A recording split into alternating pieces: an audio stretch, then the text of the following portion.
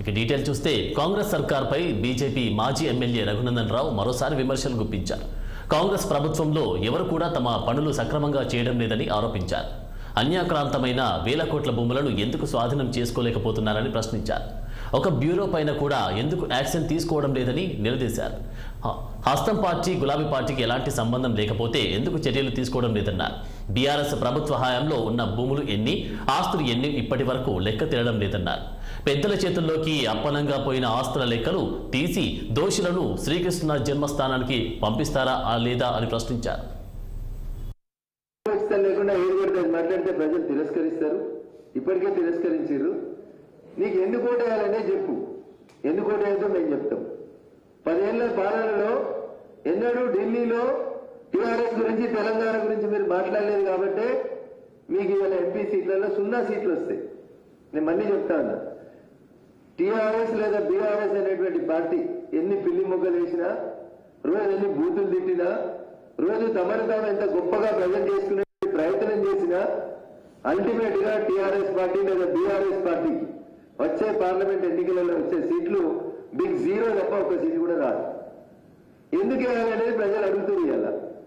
BRS MP గెలిస్తే ఉంటాడా, రేపు 4 రోజులు ఉంటాడా, 2 నెలలు ఉంటాడా, అసలు ఉంటాడా లేదా అనేటువంటి ప్రశ్న ఇలా సమాజం నుంచి వస్తుంది. ఎందుకంటే మీరు అధికారంలో ఉన్నప్పుడు ఏం చేసిరో ఇవాళ అధికారంలో ఉన్న వాళ్ళు కూడా అదే చేస్తా ఉన్నారు.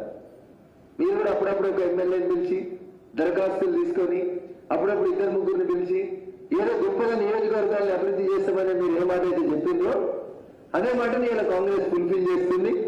26 సంఖ్యకి దగ్గర పడ్డారు మీ సంఖ్య. వాళ్ళు గోడ దుంకకుండా కాపాడుకునే చేతనైతే కాపాడుకో కేటీఆర్.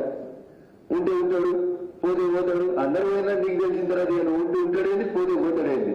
నువ్వు ఉండమైనా వాళ్ళు ఉండలేరు కదా. నువ్వు గేట్లు పని చేస్తే కూడా నీ దగ్గర ఎవరు మీరే తట్టలేడు. అందుకని వేదాంతాలు ఇంకేదో కొత్త నగ్న సత్యాలు అనుకున్నట్టు కొత్త వాళ్ళని తయారు చేస్తాం.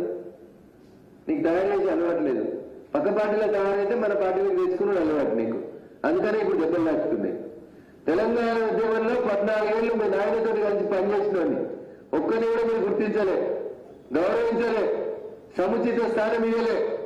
నేను బీఆర్ఎస్ పార్టీని అడుగుతున్నా, నిజంగా మీకు ఇవ్వాలన్న కార్యకర్తలు గుర్తుకొస్తే మధ్యదశ తెలంగాణ ఉద్యమాన్ని మలుపు తిప్పిన శ్రీకాంతాచారి తల్లి శంకరమ్మకి రేపు వచ్చే ఒక రాజ్యసభ సీటు ఉంది కదా, గన్ పార్క్ దగ్గరికి వచ్చి, కొత్త గన్ పార్క్ దగ్గరికి వచ్చి బామర్దులు 2 ముక్కులకు రాసి మేము తప్పు చేసినాం, శంకరమ్మకి ఎమ్మెల్సీ ఇచ్చినామని సోషల్ మీడియాలో తప్పుడు వార్తలు పెట్టినాం కాబట్టి క్షమించు శంకరమ్మ అని వచ్చి గన్ పార్క్ దగ్గర ముక్కునేలకు రాసి ఈ ఫిబ్రవరిలో ఖాళీ అవుతున్నటువంటి రాజ్యసభ స్థానాన్ని శంకరమ్మకి ఇచ్చి మీ నిజాయితీ నిరూపించుకోవాలి.